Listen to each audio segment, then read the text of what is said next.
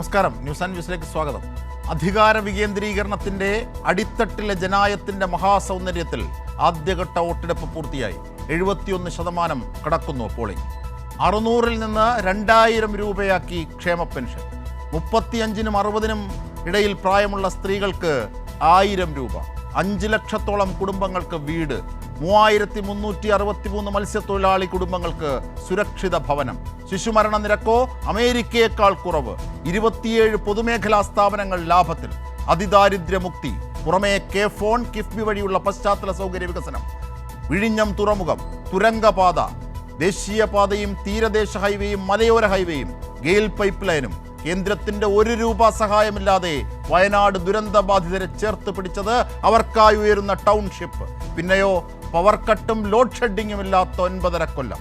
പ്രകൃതി തീർത്ത ദുരന്തങ്ങളെപ്പോലും അതിജീവിച്ച് കരുത്തിന്റെ കൽഹാരവുമായി പിണറായി സർക്കാർ. വിഭാഗീയതയും മതരാഷ്ട്രവാദങ്ങളുമായുള്ള കൂട്ടുകെട്ടുമായി, ഗർഭഛിദ്രത്തിന്റെ പാപപങ്കിലമായ രക്തക്കറയുമായി ചിലരുണ്ടിവിടെ. തനിക്കാക്കി ബെടക്കാക്കാൻ വർഗീയതയും സ്വന്തം കൂട്ടരെപ്പോലും മരണത്തിലേക്ക് തള്ളിവിടുന്ന മറ്റു ചിലരുമുണ്ടിവിടെ. ഈ അങ്കത്തട്ടിൽ അടവുകൾ പലതാണ്. പക്ഷേ ജനങ്ങളുടെ മുന്നിൽ നിൽക്കുന്ന വസ്തുതകളും തൊട്ടാലറിയുന്ന യാഥാർത്ഥ്യവും സ്ഥൂലമാണ്, വ്യക്തമാണ്. ആദ്യപാദം പിന്നിടുമ്പോൾ, 2ാം ഘട്ടത്തിന് കാതോർക്കുമ്പോൾ കൊട്ടിക്കയറുന്നത് എന്തൊക്കെ? നമുക്ക് ചർച്ച ചെയ്യാം. ചർച്ചയെ സമ്പന്നമാക്കുന്ന അതിഥികൾ: എ സമ്പത്ത്, മുതിർന്ന CPIM നേതാവ്; തൗഫീഖ് രാജൻ, കോൺഗ്രസ് നേതാവ്; AS അഖിൽ, യുവമോർച്ച സംസ്ഥാന സെക്രട്ടറി; ഒപ്പം M ജയചന്ദ്രൻ, മുതിർന്ന മാധ്യമപ്രവർത്തകൻ. ആദ്യം ശ്രീ ജയചന്ദ്രനിൽ നിന്ന് തുടങ്ങാം. ജയചന്ദ്രൻ,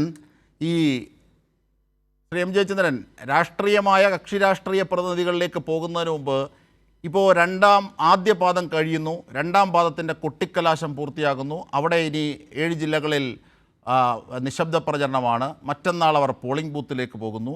ഈ ഒരു സാഹചര്യത്തിൽ 71% ആദ്യ പാദത്തിലെ, അല്ലെങ്കിൽ 71%-ലധികമാണ് ആദ്യ പാദത്തിലെ പോളിംഗും. ഈ ഒരു പശ്ചാത്തലത്തിൽ ഏതർത്ഥത്തിലാണ് തെരഞ്ഞെടുപ്പുകളെ, ഈ ഇപ്പോഴത്തെ തദ്ദേശ സ്വയംഭരണ തെരഞ്ഞെടുപ്പിനെ നോക്കിക്കാണാനാകുന്നത്?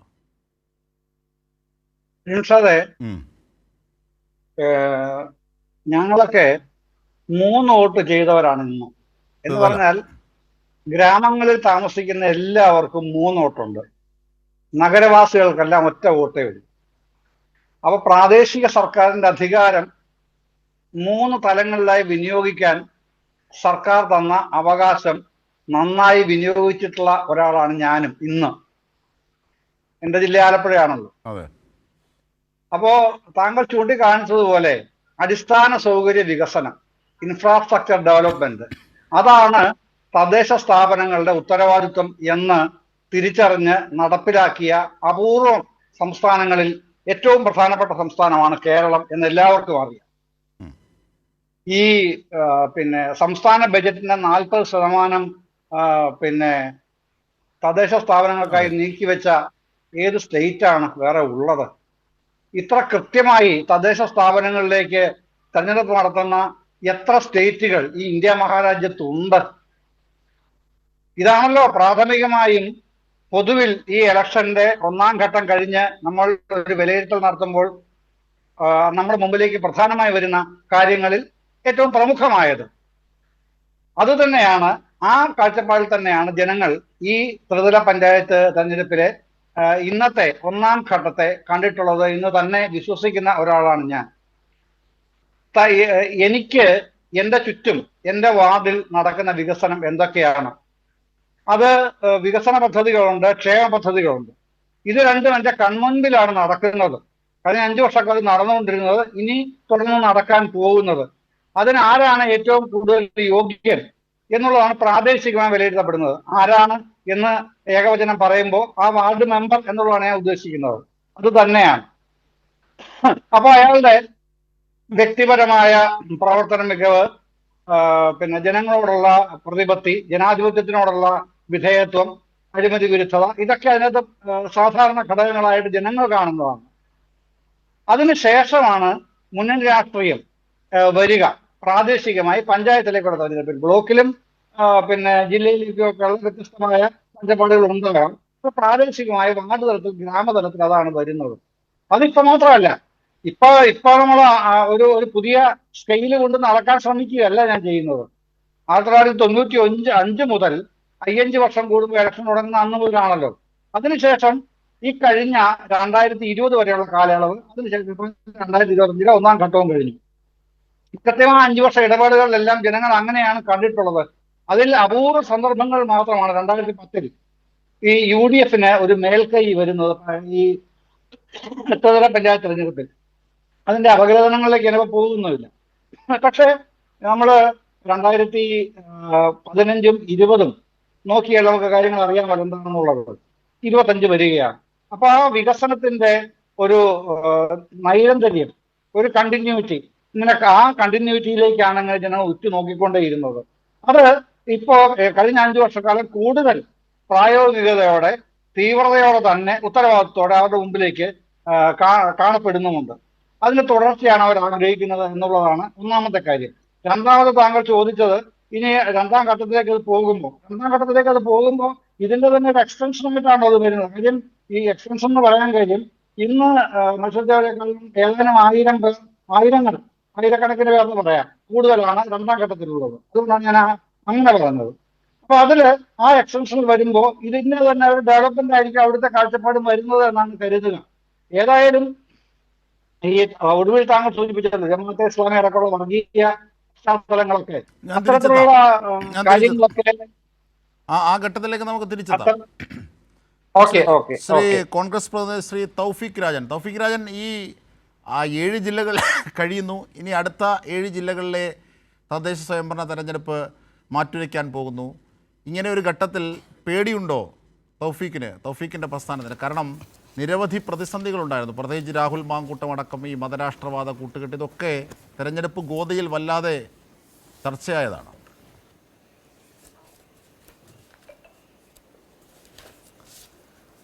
അജിംഷാദെ, ഞങ്ങൾ 100% കോൺഫിഡൻ്റ് ആണ്, ആത്മവിശ്വാസത്തിലാണ്. കേരളത്തിലെ ജനങ്ങൾ, കേരളത്തിലെ ബഹുമാനരായിട്ടുള്ള സമ്മതിദായകർ കഴിഞ്ഞ 9.5 വർഷക്കാലം കേരളത്തെ ഭരിച്ചു മുടിച്ച ഇടതു സർക്കാരിനോട് കടക്ക് പുറത്ത് എന്ന് പറയാൻ തയ്യാറാകും എന്നുള്ള കാര്യത്തിൽ ഒരു സംശയത്തിൻ്റെ ആവശ്യമില്ല. ഇവിടെ അജിംഷാദ് തുടക്കത്തിൽ ചില വിഷയങ്ങൾ സൂചിപ്പിച്ചു. അതൊക്കെ അതിൻ്റെ മാർക്കറ്റ് കഴിഞ്ഞ അജിംഷാദെ. അതൊന്നും ഇനി കേരളത്തിലെ ജനങ്ങൾക്കിടയിൽ, കേരളത്തിൻ്റെ രാഷ്ട്രീയ പ്രബുദ്ധതയുള്ള പൊതുസമൂഹത്തിനിടയിൽ ഇനി അതൊന്നും വില പോകില്ല. അതിനപ്പുറത്തേക്ക് ഞാൻ മുൻപ് അജിംഷാദിനോട് സൂചിപ്പിച്ചു, എല്ലാം ശരിയാക്കി തരാമെന്ന് പറഞ്ഞ അധികാരത്തിൽ വന്ന സമസ്ത മേഖലകളും തച്ചു തകർത്ത ഒരു സർക്കാരിനെതിരെ ജനങ്ങൾ ഒന്നടങ്കം, പൊതുസമൂഹം ഒന്നടങ്കം ഒരു ജനകീയ വിധിയെഴുത്ത് നടത്തിയ ശേഷമാണ് ഇപ്പോൾ നമ്മൾ ഈ വിഷയത്തെക്കുറിച്ച് സംസാരിക്കുന്നത്. 7 ജില്ലകളിൽ തെരഞ്ഞെടുപ്പ് പൂർത്തിയായി. ഞാൻ അജിംഷാദിനോട് 2 ഘട്ടത്തിലായി ഇതിനെ മറുപടി പറയാൻ ആഗ്രഹിക്കുന്നു. ആദ്യഘട്ടത്തിൽ ഈ തെരഞ്ഞെടുപ്പുമായി ബന്ധപ്പെട്ട് ഞങ്ങൾ തുടക്കത്തിൽ വളരെ കൃത്യമായിട്ടുള്ള സ്ഥാനാർത്ഥി നിർണ്ണയം നടത്തി. തിരുവനന്തപുരത്ത് KS ശബരിനാഥിൻ്റെ സ്ഥാനാർത്ഥി നിർണ്ണയം മുതൽ തൊട്ടിങ്ങോട്ട് എല്ലാ കോർപ്പറേഷനുകളിലും, മുനിസിപ്പാലിറ്റിയിലും, പഞ്ചായത്തുകളിലും അതിവേഗം സ്ഥാനാർത്ഥി നിർണ്ണയം നടത്തി ബഹുദൂരം തെരഞ്ഞെടുപ്പ് പ്രവർത്തനങ്ങളിൽ മുന്നോട്ട് പോകാൻ ഞങ്ങൾക്ക് സാധിച്ചിട്ടുണ്ട്. അതിൻ്റെ റിസൾട്ട് ഉണ്ടാകാനും പോകുന്നുണ്ട്. അതിനിപ്പുറത്തേക്ക് അജിംഷാദിനോട് ഞാൻ സൂചിപ്പിച്ചു, ഇവിടെ ശബരിമല കൊള്ളയടക്കം പൊതുസമൂഹം ചർച്ച ചെയ്തിട്ടുള്ള ഒരു തെരഞ്ഞെടുപ്പാണ്. ഇന്ന് 7 ജില്ലകളിൽ തെരഞ്ഞെടുപ്പ് പൂർത്തിയായി. മറ്റ് 7 ജില്ലകളിലേക്ക് കലാശക്കൊട്ട് പൂർത്തിയായി. 11-ാം തീയതി അവർ പോളിംഗ് ബൂത്തിലേക്ക് എത്തുന്നു. 13-ാം തീയതി കേരളത്തിൻ്റെ മനസ്സ് എങ്ങോട്ട് എന്നുള്ള വളരെ കൃത്യമായ ചിത്രം നമുക്ക് ബോധ്യപ്പെടും. ഈ ഘട്ടത്തിലാണ് അജിംഷാദെ എല്ലാം ശരിയാക്കി തരാമെന്ന് പറഞ്ഞു വന്ന സർക്കാർ ഇവിടെ ശബരിമല അടക്കം ശരിയാക്കി മുന്നോട്ട് പോകുന്ന സാഹചര്യത്തിൽ ഇവിടെ ഉണ്ണികൃഷ്ണൻ പോറ്റ് മുതൽ, മുരാരി ബാബു മുതൽ, സുധീഷ് കുമാർ മുതൽ, N വാസു മുതൽ, പത്മകുമാർ അടക്കമുള്ള ആളുകളുണ്ട്. അത് ശബരിമല കൊള്ളയ്ക്ക് നേതൃത്വം നൽകിയ കാട്ടുകള്ളന്മാരുണ്ട്, അമ്പലക്കള്ളന്മാരുണ്ട്. ഈ അമ്പലക്കള്ളന്മാർക്ക് ഇല്ലീഗൽ പ്രൊട്ടക്ഷൻ ഒരുക്കിയ, അമ്പലക്കള്ളന്മാർക്കെതിരെ സംഘടനാപരമായിട്ടുള്ള നടപടി സ്വീകരിക്കാതെ ഇന്നും ഒളിച്ചു കളി തുടരുന്ന ഇടതു സർക്കാരിനെതിരെ കേരളം ജനകീയ വിധിയെഴുത്തിന് കാത്തിരിക്കുന്നു എന്നുള്ള കാര്യത്തിൽ ഒരു സംശയത്തിൻ്റെ ആവശ്യമില്ല. ഇവിടെ അജിംഷാദിനെ അറിയാമല്ലോ, 41 ദിവസത്തെ വ്രതാനുഷ്ഠാനത്തിന് ശേഷം നഗ്നബാധരായി ഇരുമുടിക്കെട്ടേന്തി ശബരിമല സന്നിധാനത്തെത്തി അയ്യപ്പനെ കണ്ട് അവിടെ നിന്ന് മാളികപ്പുറത്തെത്തി പിന്നീട് വാവരുതറയിലും ദർശനം നടത്തി ഏറ്റവും ഒടുവിൽ പമ്പാ ഗണപതി ക്ഷേത്രത്തിൽ എത്തി നിൽക്കുന്ന ഓരോ അയ്യപ്പ ഭക്തന്റെയും ഹൃദയം വേദനിപ്പിച്ച സർക്കാരിനെ കൃത്യം വ്യക്തവുമായുള്ള മറുപടി നൽകാൻ കേരളം കാത്തിരിക്കുന്നു എന്നുള്ള കാര്യത്തിൽ സംശയമില്ല. ഇടതുപക്ഷത്തിന്റെ കാലത്താണ്. അത് മാത്രമല്ല, ഏറ്റവും ഒടുവിലും ഇപ്പോഴും അത് തന്നെ തുടരുകയാണ്. ആ തീർത്ഥാടകർക്കുള്ള സൗകര്യം, അതിൻ്റെ വികസനമൊക്കെ. പിന്നീട് തൗഫീഖ് രാജൻ സൂചിപ്പിച്ചൊരു കാര്യം, അജിംഷാദ് ഈ മണ്ഡലകാലം ആരംഭിച്ചപ്പോൾ ശബരിമല ഭക്തർ അനുഭവിക്കേണ്ടി വന്ന ബുദ്ധിമുട്ടുകളും പ്രയാസങ്ങളും ഒക്കെ നമ്മൾ കണ്ടതാണ്. ഇല്ല, അജിംഷാദ് വെറുതെ പറഞ്ഞു പോകരുത്. ഈ മണ്ഡലകാലം ആരംഭിച്ചപ്പോൾ ഇവിടെ ഈ സർക്കാർ ഈ ദേവസ്വം ബോർഡിന്റെ മുന്നൊരുക്കങ്ങൾ ഇല്ലാതെ വന്നപ്പോൾ, കൃത്യമായിട്ടുള്ള ഏകോപനം ഇല്ലാതെ വന്നപ്പോൾ ഇവിടെ 8 മണിക്കൂർ അടക്കം ക്യൂ നിൽക്കേണ്ടി വന്ന സാധാരണക്കാരായിട്ടുള്ള പാവം പിടിച്ച അയ്യപ്പ ഭക്തരെ നമ്മൾ കണ്ടതാണ്. കുടിവെള്ളം പോലും ലഭ്യമാക്കാതെ വന്ന അയ്യപ്പ ഭക്തരെ നമ്മൾ കണ്ടതാണ്. ശൗചാലയങ്ങളിൽ ജലം പോലും ലഭ്യമാക്കാത്ത അയ്യപ്പ ഭക്തർ ബുദ്ധിമുട്ടുന്ന സാഹചര്യം നമ്മൾ കണ്ടതാണ്. അതുകൊണ്ട് ഈ മണ്ഡലകാലം അങ്ങ് സുഗമമായി എന്ന് അങ്ങ് പറഞ്ഞു വെക്കരുത്. ഈ മണ്ഡലകാലത്തിന്റെ തുടക്കം മുതൽ വലിയ രീതിയിൽ അയ്യപ്പ ഭക്തർ ബുദ്ധിമുട്ട് അനുഭവിക്കുന്നുണ്ട് എന്നുള്ള കാര്യത്തിൽ തർക്കത്തിന്റെ സംശയത്തിന്റെ ആവശ്യമില്ല. കെ മുരളീധരനാണ്. അങ്ങനെ പാർട്ടി ഭേദമെന്നെ അവർ പറയുന്ന അങ്ങ് പരിശോധിച്ചോളൂ. ഈ മണ്ഡലകാലത്തിന്റെ ആരംഭത്തിൽ എത്രത്തോളം ബുദ്ധിമുട്ടാണ്, എത്രത്തോളം പ്രതിസന്ധികളാണ്, പ്രശ്നങ്ങളാണ് ഈ അയ്യപ്പ ഭക്തന്മാർ പമ്പ മുതൽ അങ്ങ് സന്നിധാനം വരെ നേരിടേണ്ടി വന്നത് എന്നുള്ള കാര്യത്തിൽ അങ്ങക്കടക്കം അന്ന് ആ ദിവസങ്ങളിലെ വാർത്തകൾ എടുത്ത് പരിശോധിച്ചാൽ മനസ്സിലാക്കാം അജിംഷാദെ, ഒരു സംശയത്തിന്റെ ആവശ്യമില്ല. ഇവിടെ കഴിഞ്ഞ ദിവസമാണ് അജിംഷാദെ ശൗചാലയങ്ങളിൽ ജലസൗകര്യം പോലും ഇല്ല എന്നുള്ള വാർത്ത പുറത്തു വരുന്ന സാഹചര്യം ഉണ്ടായത്. മണിക്കൂറുകളോളം ക്യൂ നിൽക്കേണ്ടി വന്ന അയ്യപ്പ ഭക്തന്മാർക്ക് ഈ മണ്ഡലകാലത്തിന്റെ ആദ്യത്തെ ദിനത്തിൽ കുടിവെള്ളം പോലും ലഭ്യമാക്കാൻ സാധിച്ചിട്ടില്ല അജിംഷാദെ. ഈ വീഴ്ച ഉണ്ടായിട്ടുണ്ട് എന്ന് പറഞ്ഞത് നിലവിലത്തെ ദേവസ്വം ബോർഡ് പ്രസിഡന്റ് ജയകുമാറാണ് അജിംഷാദെ. സഖ്യം അവർ നേതാക്കളായുള്ളവർ ഇതൊക്കെ പോകുമ്പോൾ പാവം ശബരിമല എടുത്തിട്ടാൽ എന്തോ നേട്ടം കിട്ടുമെന്നൊക്കെയുള്ള കോൺഗ്രസിൻ്റെ തെറ്റിദ്ധാരണയിലാണ് ഈ തൗഫീഖ് ഇങ്ങനെ അലക്കുന്നത്. യഥാർത്ഥത്തിൽ അതിൻ്റെ വസ്തുത മറ്റൊന്നല്ലേ, അത് ഇവിടുത്തെ ജനങ്ങൾ തൊട്ടറിയുന്നതാണ്. നമുക്ക് വിവാദങ്ങളിലേക്ക് പോയാൽ I want you rape U എന്ന് പറഞ്ഞ നേതാവുള്ളത് ഏത് പാർട്ടിയാണ്? ആരാണ് പെണ്ണിനെ കൂട്ടി പോയത്? അടൂർ നഗരസഭയിലെ താങ്കൾ ഇരിക്കുന്ന അടൂർ നഗരസഭയിലെ UDF കോൺഗ്രസ് സ്ഥാനാർത്ഥി ഈ ഘട്ടങ്ങളിലാണ്. ശരി, ഞാൻ തിരിച്ചെത്താം. AS അഖിൽ, അതായത് എന്ത് പറ്റി? ഫെനി നൈനാൻ ഏതെങ്കിലും കേസിൽ അറസ്റ്റിലായോ? ഫെനി നൈനാനെ കുറിച്ചാണ് ആ പെൺകുട്ടി അതിജീവത കൊടുത്ത മൊഴി. ചുമ്മാ ആരോപണം മാത്രം.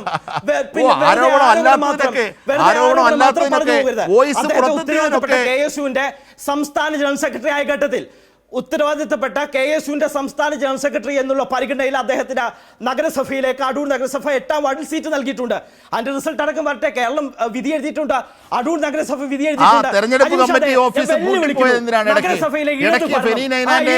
അവസാനിക്കാൻ പോവുകയാണ്. ഇടത് ഭരണം അവസാനിക്കാൻ പോവുകയാണ്. വലിയ ഭൂരിപക്ഷത്തിൽ അധികാരത്തിലെത്താൻ പോകുന്ന സാഹചര്യമുണ്ട്. അതിനിപ്പുറത്തേക്ക് ഇവിടെ 1977 മുതൽ 2019 വരെ ജമാഅത്ത് ഇസ്ലാമിയുടെ എല്ലാ ആനുകൂല്യം കൈപ്പറ്റിയിട്ടുള്ള ആളുകൾ, ഇവിടെ ജമാഅത്ത് ഇസ്ലാമിയുടെ അമീർ അടക്കം കഴിഞ്ഞ ദിവസങ്ങളിൽ നടത്തിയ പരാമർശം കണ്ടതാണ്. പിണറായി വിജയൻ ചർച്ച നടത്തി, ആലപ്പുഴയിൽ ചർച്ച നടത്തി, ഞങ്ങൾ വോട്ട് നൽകിയിട്ടുണ്ട്. ഇരട്ടത്താപ്പ് നയം ഇനിയെങ്കിലും ഒന്ന് അവസാനിപ്പിച്ചൂടെ? ഇനിയെങ്കിലും ഇരട്ടത്താപ്പ് നയം അവസാനിപ്പിച്ചൂടെ? ഇനിയും ഈ ഉണ്ടയില്ല വഴി, ഇനിയും ഈ പഴയ മാർക്കറ്റ്, ഇനി ഇത്തരത്തിലുള്ള വില കുറഞ്ഞ ആരോപണങ്ങൾ ഇനി മാർക്കറ്റിൽ വില പോകുന്നതിനപ്പുറത്തേക്ക്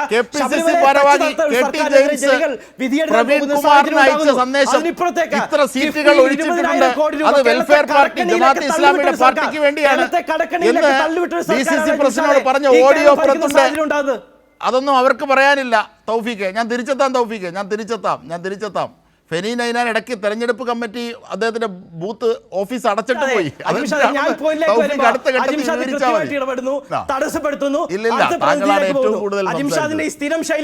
തീർച്ചയായും. ശ്രീ AS അഖിൽ, യുവമോർച്ച സംസ്ഥാന സെക്രട്ടറി, അതായത് ഈ തെരഞ്ഞെടുപ്പ് തദ്ദേശ സ്വയംഭരണ തെരഞ്ഞെടുപ്പിലെ പകുതി കഴിഞ്ഞു, ഇനി പകുതി ബാക്കിയുണ്ട്.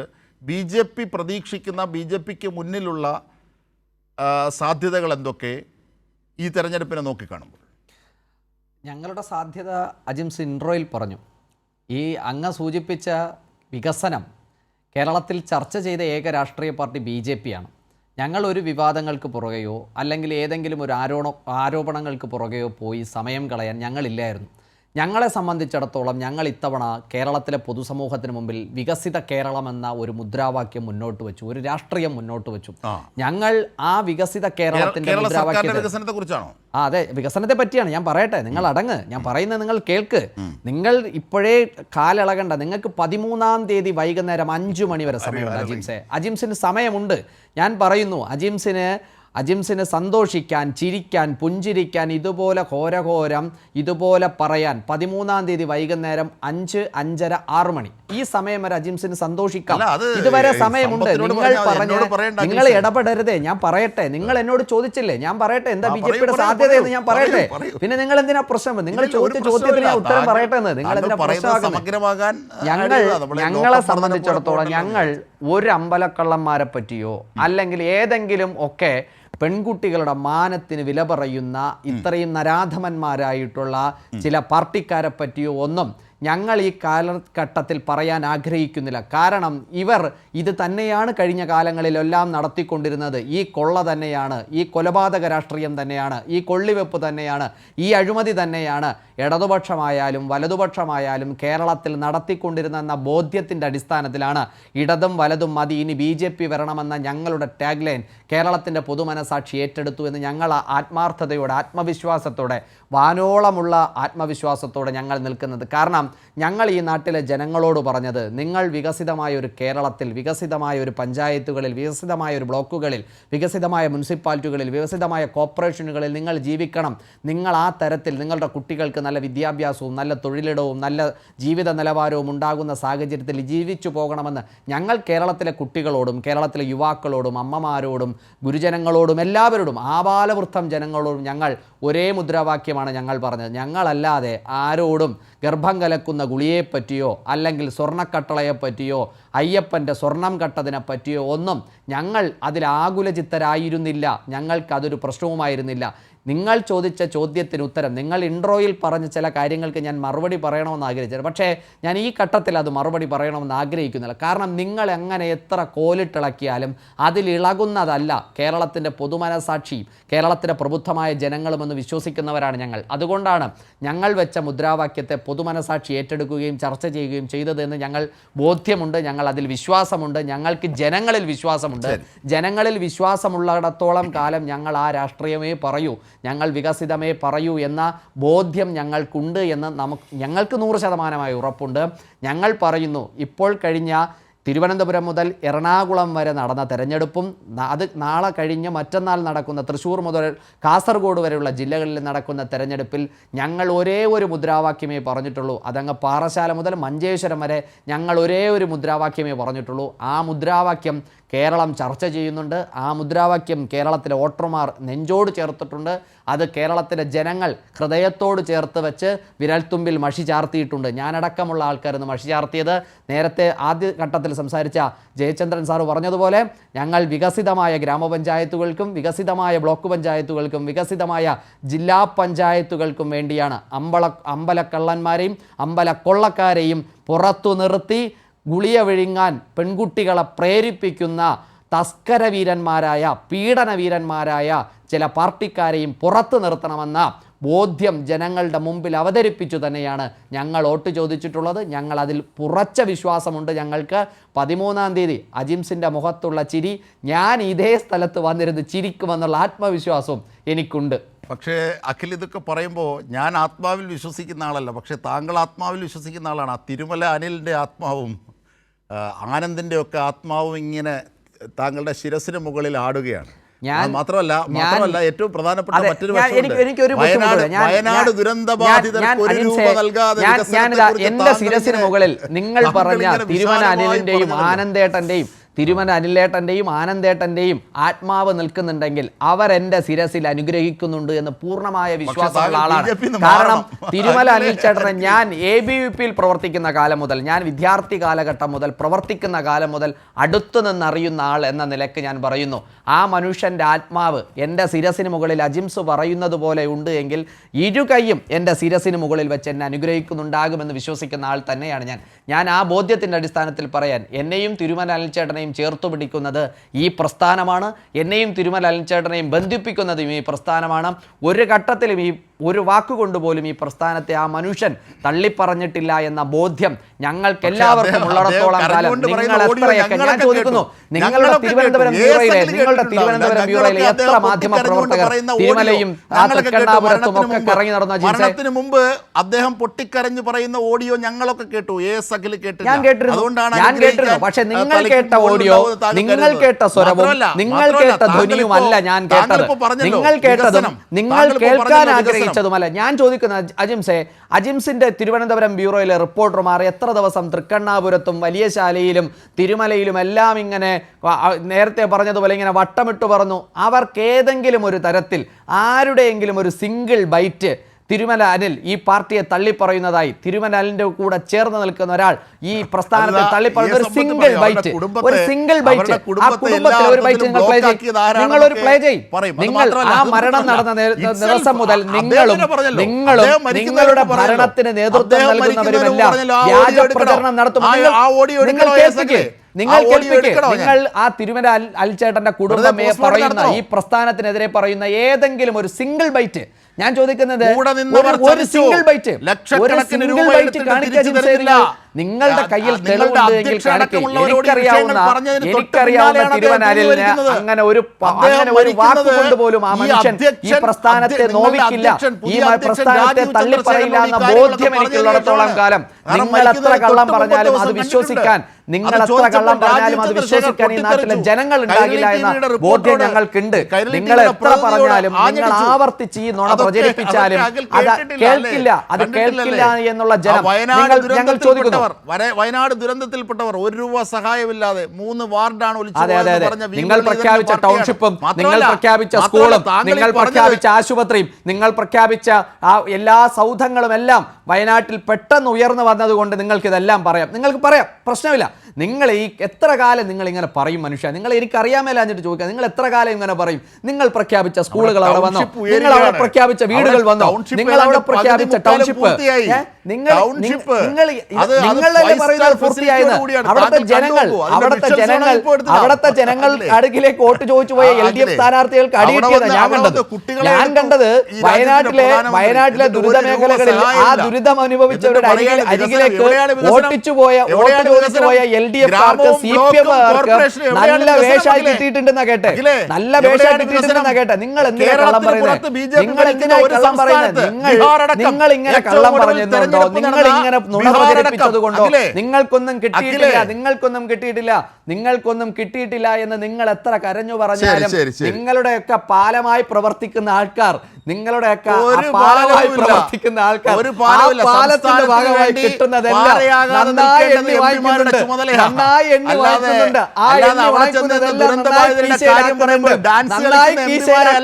അതിലൊരു പ്രശ്നമില്ല.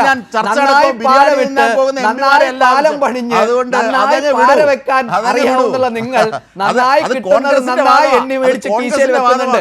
അത് നിങ്ങൾ മറക്കരുത്. നിങ്ങൾ വയനാട്, നിങ്ങൾ ടൗൺഷിപ്പ് ഒന്നും തന്നില്ല ഒരു കാര്യം അഖിലേ, ഈ വികസനം എന്ന് പറഞ്ഞല്ലോ, ഏറ്റവും ഒടുവിലത്തെ ബീഹാർ നിങ്ങൾ ഭരിക്കുന്ന സംസ്ഥാനം കണ്ടു. എവിടെയാണ് വികസനം? ഇവിടുത്തെ ഒരു ഗ്രാമപഞ്ചായത്തിനെയും ബ്ലോക്കിനെയും ജില്ലയെയും കോർപ്പറേഷനെയും നഗരസഭയെ അപേക്ഷിച്ച് നോക്കുമ്പോൾ വേറെ ഏതെങ്കിലും ഒരു സംസ്ഥാനം BJP ഭരിക്കുന്നത് എടുത്തു കാണിക്കാറുണ്ടോ വികസനമായത്? എന്നിട്ട് ഇവിടെ വികസിപ്പിക്കും അത്രേ. 62 ലക്ഷം പേർ 2000 രൂപ പെൻഷൻ വാങ്ങുന്ന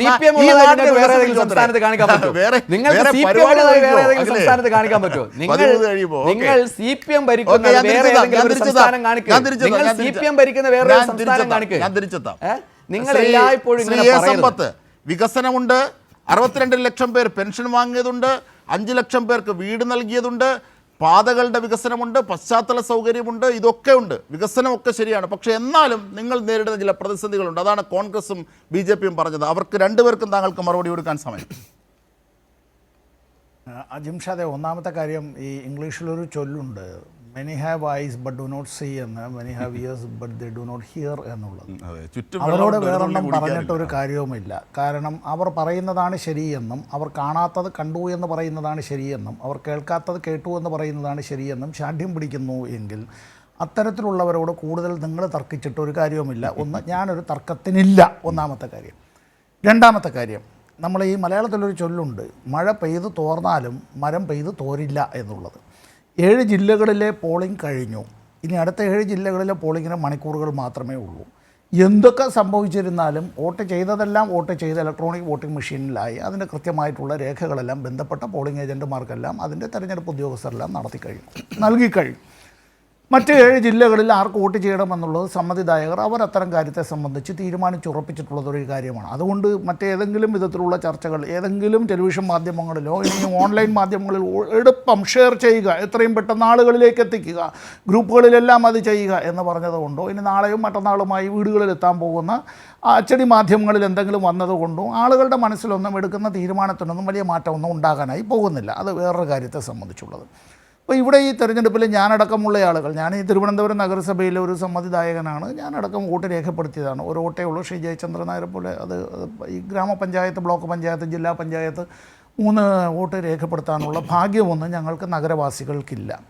എൻ്റെ ഈ ഒരു കാര്യത്തെ സംബന്ധിച്ച് എന്തെങ്കിലും ഒരു അങ്ങോട്ടും ഇങ്ങോട്ടും ഒരു വിദണ്ഡവാദമൊന്നും നമ്മൾ നടത്തിയിട്ട് കാര്യമില്ല. ഇപ്പോൾ CPM പ്രതിനിധാനം ചെയ്യുന്ന ഞാനായാലും, അല്ല ഇപ്പോൾ BJP പ്രതിനിധാനം ചെയ്യുന്ന അഖിലായാലും, കോൺഗ്രസിനെ പ്രതിനിധാനം ചെയ്യുന്നതായിട്ടുള്ള ശ്രീ തൗഫീഖ് ആയാലും, ഞങ്ങൾ 3 പേരും ഈ അവസാനം വരെയും ഞങ്ങളുടെ മുന്നണി ജയിക്കുമെന്നല്ലേ പറയുള്ളൂ. വോട്ട് എണ്ണി തീർന്നാലും ഞങ്ങൾ അങ്ങനെയല്ലേ ജയിച്ചു എന്നല്ലേ പറയുള്ളൂ. ഇനി അഥവാ ആരെങ്കിലും പരാജയപ്പെട്ടാലും നമ്മൾ ഗുസ്തി പിടിച്ച് കഴിഞ്ഞതിന് ശേഷം കാല് മുകളിലുണ്ടായിരുന്നു അല്ലെങ്കിൽ വിരൽ മുകളിലുണ്ടായിരുന്നു എന്നുള്ള നിലയിലേക്കുള്ള നമ്മൾ അതിൻ്റെ വ്യാഖ്യാനങ്ങളെല്ലാം നടത്തുമല്ലോ. അത് സ്വാഭാവികമായ രാഷ്ട്രീയ പ്രവർത്തനത്തിൻ്റെ ഭാഗമായി അത്തരത്തിൽ രാഷ്ട്രീയ പാർട്ടികളെല്ലാം ആ കാര്യങ്ങൾ ചെയ്യുക തന്നെ ചെയ്യും. അതിലൊന്നും ആരെയും കുറ്റം പറഞ്ഞിട്ട് കാര്യമില്ല. എന്നാൽ നമ്മുടെ നാട്ടിലെ പൊതുപ്രവർത്തകരെ സംബന്ധിച്ചുള്ളൊരു കാര്യം, ഈ തെരഞ്ഞെടുപ്പിൽ ഇപ്പോൾ 7 ജില്ലകളിലെ പോളിംഗ് കഴിഞ്ഞു. ഞാൻ ഈ തെരഞ്ഞെടുപ്പിൽ വോട്ടർമാരുടെ പേരുകൾ ചേർക്കുന്നതിന് വേണ്ടിയും ആ വോട്ടർമാരെ ഈ തെരഞ്ഞെടുപ്പിൻ്റെ പ്രാധാന്യം പഠിപ്പിക്കുന്നതിന് വേണ്ടിയും അവരെ പോളിംഗ് ബൂത്തുകളിലേക്ക് അവരെ എത്തിക്കുന്നതിന് വേണ്ടിയുള്ള പരിശ്രമങ്ങൾ നടത്തിയവരെയും ആ പോളിംഗുമായി ബന്ധപ്പെട്ടുള്ള തെരഞ്ഞെടുപ്പ് പ്രവർത്തനങ്ങളിൽ സമാധാനപരമായി അത്തരത്തിൽ രാഷ്ട്രീയമുണ്ട്, രാഷ്ട്രീയമല്ല അങ്ങേയറ്റത്തെ കടുത്ത രാഷ്ട്രീയമായിട്ടുള്ള എതിരാളികളാണ് എന്നുള്ളത് കൊണ്ട് ആരും അതുകൊണ്ട് ശത്രുക്കളല്ല. ഇവിടെ ഇപ്പോൾ ഈ ചർച്ചയിൽ പങ്കെടുക്കുന്ന ശ്രീ തൗഫീഖ് രാജൻ എത്ര രൂക്ഷമായി അത്തരം കാര്യങ്ങൾ പറഞ്ഞാലും, ശ്രീ അഖിൽ പറഞ്ഞാലും, അല്ല ഇനിയിപ്പോൾ സമ്പത്ത് പറഞ്ഞാലും, ഞങ്ങൾ പരസ്പരം പറഞ്ഞാലും, ഞങ്ങൾ രാഷ്ട്രീയമായി എതിർചേരികൾ നിൽക്കുന്നവരാരും തന്നെ അതുകൊണ്ട് വി ആർ നോട്ട് എനിമീസ് ഈ കാര്യത്തിൽ. അതുകൊണ്ട് ആരും ശത്രുക്കളല്ല, രാഷ്ട്രീയ എതിരാളികളാണ്, എടുക്കുന്ന നിലപാടുകളുടെ അടിസ്ഥാനത്തിലാണ്. ശരി, നമ്മൾ ഈ തെരഞ്ഞെടുപ്പിൽ LDF എന്താണ് മുന്നോട്ട് വെച്ചതായിട്ടുള്ള മുദ്രാവാക്യം? ഒന്ന്, കേരള സംസ്ഥാനത്തിൻ്റെ വികസനമാണ്. കേരള സംസ്ഥാനത്തിൻ്റെ വികസനം. കാരണം കേരളം ഇന്ത്യയിലെ ഒരു സംസ്ഥാനമാണ്. ഇപ്പോൾ 28 സംസ്ഥാനങ്ങളേ ഉള്ളൂ. ജമ്മു കാശ്മീരിൻ്റെ സംസ്ഥാന പദവി എടുത്തു കളഞ്ഞതോടുകൂടി 29 ഇല്ല. ഈ സംസ്ഥാനത്തിൻ്റെ വികസനം എന്നുള്ളത് എന്തിനു വേണ്ടിയായിരിക്കണം? അത് ജനക്ഷേമത്തിന് വേണ്ടിയായിരിക്കണം. കേരളത്തിലെ 3.5 കോടി ജനത, ഒപ്പം ഇവരുടേതായിട്ടുള്ള ബന്ധുമിത്രാദികളടക്കം നമ്മുടെ ഇന്ത്യയിൽ പുറത്തടക്കം ഒരുപക്ഷെ ഇന്ത്യയിൽ ഏറ്റവും കൂടുതൽ പ്രവാസികൾ അത്തരത്തിൽ പോയി പണിയെടുക്കുന്നത് പോലും ഈ കൊച്ചു കേരളത്തിൽ നിന്നായിരിക്കും. അത് പതിറ്റാണ്ടുകളായിട്ടുള്ള അത്തരത്തിലുള്ളൊരു കാര്യമുണ്ട്. ഇപ്പോൾ പാർലമെൻറ്റിലടക്കം അത് ഏത് ഗവൺമെൻറ് മാറി വന്നിരുന്നാലും അവിടെ മന്ത്രിമാരടക്കം പറയാറുള്ള കാര്യം, കേരളത്തെ അഭിനന്ദിച്ചുകൊണ്ട് പറയാറുള്ളത്, കേരളീയർ അത്തരത്തിൽ ബ്രാൻഡ് അംബാസഡറാണെന്നാണ്. വിദേശത്ത് പോകുമ്പോൾ അവർ പറയുന്നത് മാത്രമല്ല. അപ്പോൾ ഇത്തരം കാര്യങ്ങൾ പറയുമ്പോൾ നാടിൻ്റെ സമാധാനം അതൊരു വിഷയമാണ്. ഇപ്പോൾ നാടിൻ്റെ സമാധാനം എന്ന് ഞാൻ പറഞ്ഞതിൻ്റെ കാരണം, ഇപ്പോൾ ഈ സ്റ്റുഡിയോ ഇത് തിരുവനന്തപുരത്ത്, ഞാനിവിടെ ഇരിപ്പുണ്ട്, അഖിൽ ഇവിടെ ഇരിപ്പുണ്ട്. ഒരു കാര്യം, അജിംഷാദ് വളരെ ചെറുപ്പമായിരുന്ന കുട്ടിയായിരുന്ന കാലത്ത്, തൗഫീഖ് രാജനൊക്കെ വളരെ ചെറിയ പ്രായമായിരിക്കും, ശ്രീ ജയചന്ദ്രനായിരിക്കും അക്കാര്യത്തിൽ ഒരു പക്ഷേ നമ്മളിൽ ഈ ചർച്ചയിൽ വളരെ സീനിയറായിട്ടുള്ള ആൾ. ഈ തലസ്ഥാന നഗരം കത്തിയതെപ്പോഴാണ്? എന്തിൻ്റെ പേരിലാണ് കത്തിയത്? ഒരിക്കലും അടയ്ക്കാതിരുന്ന ചാലക്കമ്പോളം 350 കൊല്ലക്കാലത്തെ 3.5 നൂറ്റാണ്ടിൻ്റെ പാരമ്പര്യമുണ്ടായിരുന്ന ചാലക്കമ്പോളം, ആ ചാലക്കമ്പോളം വെന്തു വെണ്ണീറായതെപ്പോഴാണ്? 3 തൊഴിലാളികൾ അവർ പണിയെടുത്ത് ക്ഷീണിച്ച് കടകൾക്കുള്ളിൽ കിടന്നുറങ്ങിയ 3 പേർ ചാരമായതെപ്പോഴാണ്? 14 ജില്ലകളിലായി 11 പേർ കൊല്ലപ്പെട്ടത്, പോലീസ് വെടിവെപ്പിലടക്കം അത്തരത്തിൽ കൊല്ലപ്പെട്ടത് എപ്പോഴാണ്? ഒന്ന് ഇത്തരം കാര്യങ്ങളെ സംബന്ധിച്ചൊന്ന് ആലോചിച്ചേ. അന്ന് പട്ടാളം ഇറങ്ങി റൂട്ട് മാർച്ച് നടത്തിയിട്ട് പോലും അത് അമർച്ച ചെയ്യാൻ കഴിയാതിരുന്നൊരു സ്ഥിതിവിശേഷം ഉണ്ടായത് ആരുടെ ഗവൺമെൻറ്റിൻ്റെ കാലത്താണ്? ഇപ്പം നമ്മൾക്ക് ഒരുപാട് കാര്യങ്ങളിൽ ഒരുപാട് തർക്കം പറയാം. ആ തർക്കം പറയുമ്പോൾ കേരളത്തിൽ ഇപ്പോൾ തദ്ദേശ സ്വയംഭരണ സ്ഥാപനങ്ങളിലേക്ക് തെരഞ്ഞെടുപ്പ് നടക്കണം. എന്തേ മുംബൈയിലെ തെരഞ്ഞെടുപ്പ് നടക്കുന്നില്ല?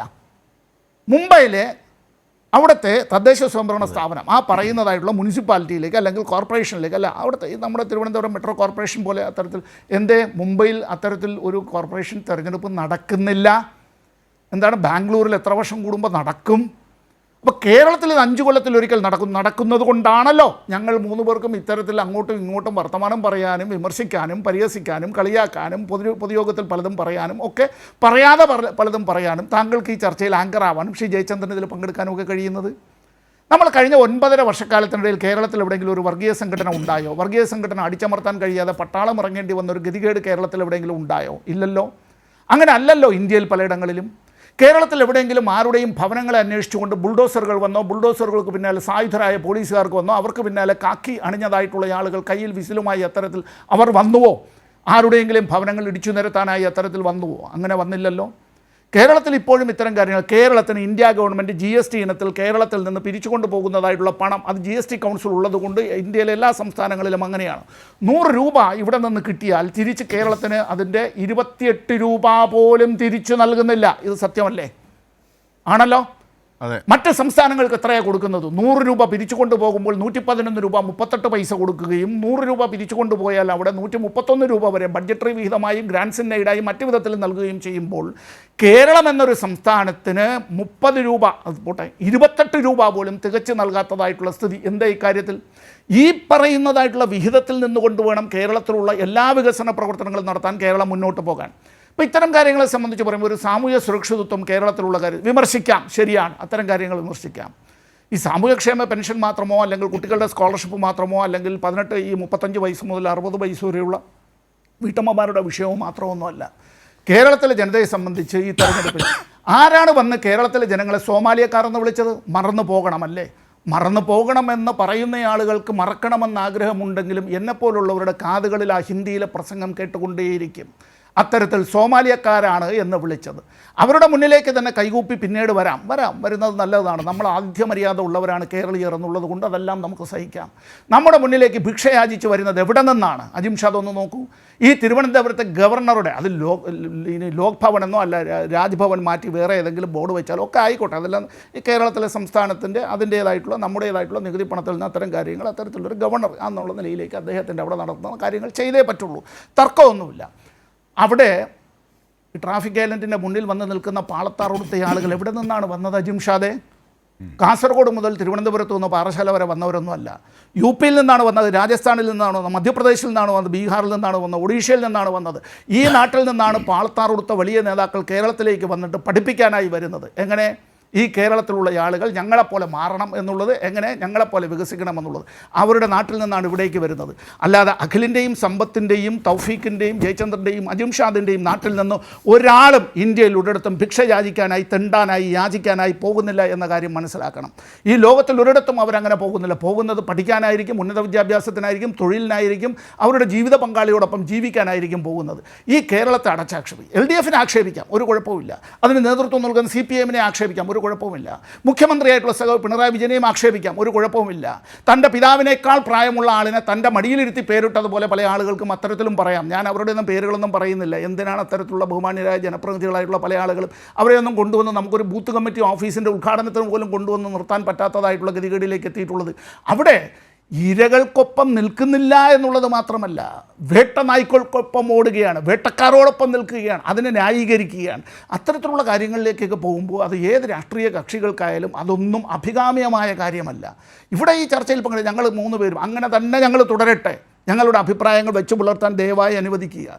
അക്കാര്യങ്ങളിൽ ഞങ്ങളുടേതായിട്ടുള്ള തർക്കങ്ങൾ, ആ കാര്യങ്ങൾ അത് തുടർന്ന് തന്നെ പോകട്ടെ. അത് ജനങ്ങൾക്ക് മുമ്പിലാണ് അത്തരം കാര്യങ്ങൾ വരിക. ഇപ്പോൾ ആര് വോട്ട് ചെയ്തു എന്നുള്ളത് ജനങ്ങൾ അവർ പറയേണ്ടതായിട്ടുള്ള കാര്യമില്ല. വോട്ടെണ്ണി കഴിയുമ്പോഴാണ് അറിയുക. 5 കൊല്ലത്തിന് മുമ്പ് ഇതുപോലെ തെരഞ്ഞെടുപ്പ് നടന്നപ്പോൾ ഇതുപോലെ ചർച്ചകളിൽ വന്നിരുന്നപ്പോൾ ഞങ്ങളോട് പല ആളുകളും പറഞ്ഞു, അന്ന് മുതിർന്ന നേതാക്കളാണ് മറ്റ് മറുമുന്നണികളിൽ ഉണ്ടായിരുന്നവർ, അന്ന് പറഞ്ഞ ഒരുപാട് കാര്യങ്ങളുണ്ട്, പറഞ്ഞത് അവർ മറന്നുപോയിട്ടുണ്ടാവും പിന്നീട്, പക്ഷേ ഞങ്ങൾ പലരും മറന്നുപോയിട്ടില്ല. ആ തെരഞ്ഞെടുപ്പിൽ അതിന് മുമ്പുണ്ടായിരുന്നതിനേക്കാൾ കൂടുതൽ വോട്ടും സീറ്റും നേടിക്കൊണ്ടാണ് കൂടുതൽ ഗ്രാമപഞ്ചായത്തുകളും ബ്ലോക്ക് പഞ്ചായത്തുകളും മുനിസിപ്പാലിറ്റികളും ജില്ലാ പഞ്ചായത്തുകളും കോർപ്പറേഷനും ഒക്കെ നേടിക്കൊണ്ടാണ് LDF-ൻ്റെ വിജയം ഉറപ്പിച്ചതും വീണ്ടും ഒരു ഭരണ തുടർച്ചയിലേക്ക് വന്നത്. ഞാൻ ആ ചരിത്രം ഓർമ്മിപ്പിച്ചു എന്നുള്ളത് മാത്രമേ ഉള്ളൂ. നമുക്ക് മനസ്സിൽ ഇഷ്ടമില്ല ഒരു പാർട്ടിയെ, നമുക്ക് മനസ്സിലൊരു നേതാവിനെ ഇഷ്ടമില്ല, അവരുടെ രാഷ്ട്രീയ നയങ്ങളെ ഇഷ്ടമില്ല എന്നുള്ളത് കൊണ്ട് അതുകൊണ്ട് ജനങ്ങളെല്ലാവരും അത് 2 കൈ നീട്ടി സ്വീകരിച്ചുകൊള്ളും എന്നുള്ള നിലയിലേക്കുള്ള അത്തരത്തിലുള്ള അഭിപ്രായമൊന്നും എനിക്കില്ല. ജനങ്ങളാണ് പരമാധികാരികൾ. ജനങ്ങൾ ഇക്കാര്യത്തെ സംബന്ധിച്ച് സ്വന്തം അനുഭവങ്ങളിൽ നിന്ന് തന്നെ അവർ അത്തരം കാര്യങ്ങൾ അവർ വിലയിരുത്തും, അവർ വിധിയെഴുത്തും. ആ വിധിയെഴുത്തിനെ നമ്മൾ അംഗീകരിക്കണം. അതാണ് പൊതു രാഷ്ട്രീയ ചിന്ത എന്നുള്ളത്. തീർച്ചയായും. ശ്രീ M. ജയചന്ദ്രൻ, അതായത് ഇവിടെ അഖിൽ AS പറഞ്ഞൊരു കാര്യമുണ്ട്. കാരണം ഈ ഗ്രാമപഞ്ചായത്ത്, ബ്ലോക്ക് പഞ്ചായത്തുകളിലൊക്കെ വികസനം, യഥാർത്ഥത്തിൽ 62 ലക്ഷം പേർ പെൻഷൻ വാങ്ങുന്ന, ഇത്രയേറെ വിദ്യാഭ്യാസത്തിലും ആരോഗ്യരംഗത്തും ഒക്കെ ലോകത്തിന് തന്നെ മാതൃകയായത്, എന്തിന് നീതി ആയോഗിൻ്റെ പരിപ്രേക്ഷ്യത്തിൽ തന്നെ ഏറ്റവും മികച്ച് ഒന്നാമതായി നിൽക്കുന്ന ഒരു ഒട്ടനവധി മേഖലകളുള്ള കേരളം. ആ കേരളത്തിൽ വികസനം ഇറക്കുമതി ചെയ്യാമെന്ന് അവിടെയാണ് ആരാണ് പറയുന്നത്? BJP പറയുന്നത്. അവിടെയാണ് ശ്രീ സമ്പത്ത് സൂചിപ്പിച്ചത്, ബീഹാറിൽ നിന്നും, ഏറ്റവും ഒടുവിൽ തെരഞ്ഞെടുപ്പ് കഴിഞ്ഞ ബീഹാറിൽ നിന്നും UP യിൽ നിന്നുമൊക്കെ ഇവിടെ ഭിക്ഷയാചിക്കാൻ പോലും ആൾക്കാർ എത്തുന്നത് ഏത് സാഹചര്യത്തിലാണെന്ന്. അവരാണ് വികസനം ഇവിടെ ഇറക്കുമതി ചെയ്യുമെന്ന് പറയുന്നത്. ഇതൊക്കെ ജനങ്ങൾ കാണും അല്ലേ? ഒപ്പം കോൺഗ്രസിൻ്റെ പ്രതിനിധി തൗഫീഖ് പറഞ്ഞ കാര്യങ്ങൾ കൂടി പരിശോധിക്കുമ്പോൾ. അതെ അതെ അജിം സാർ, അത് ഞാൻ ഇതിലേക്ക് വരുന്നതിന് മുമ്പ് അവർ പറഞ്ഞ ഒന്ന് രണ്ട് ചില പ്രധാനപ്പെട്ട കാര്യങ്ങളോടൊന്ന് ഒന്ന് പറഞ്ഞു പോയിക്കോട്ടെ. ഞാൻ ഇത്തരം ഈ തദ്ദേശ സ്ഥാപനങ്ങളുമായി ബന്ധപ്പെട്ട ചർച്ചകളിൽ ഒരു കാരണവശാലും മറ്റ് പൊതുവിഷയങ്ങൾ എടുക്കരുത് എന്ന് ആഗ്രഹിച്ച് ചർച്ചയ്ക്ക് വരുന്ന ഒരാളാണ്. അതുകൊണ്ട് തന്നെ ഞാൻ കൂടുതൽ ഫോക്കസ് കൊടുക്കാറുള്ള ആ കാര്യത്തിലാണ്. പക്ഷേ പാനലിസ്റ്റുകൾ അങ്ങനെ പറഞ്ഞ് നിർബന്ധപൂർവ്വം അവരത് തന്നെ പറയുമ്പോൾ നമുക്കതിലേക്ക് വരാതിരിക്കാനും കഴിയില്ല. അതുകൊണ്ടാണ് ശ്രീ തൗഫീഖ് രാജനും ശ്രീ AS അഖിലും രണ്ടുപേരും സൂചിപ്പിച്ച ഒരു പ്രധാനപ്പെട്ട കാര്യം അമ്പലക്കള്ളന്മാർ ആണല്ലോ, ശബരിമല കൊള്ള ആണല്ലോ.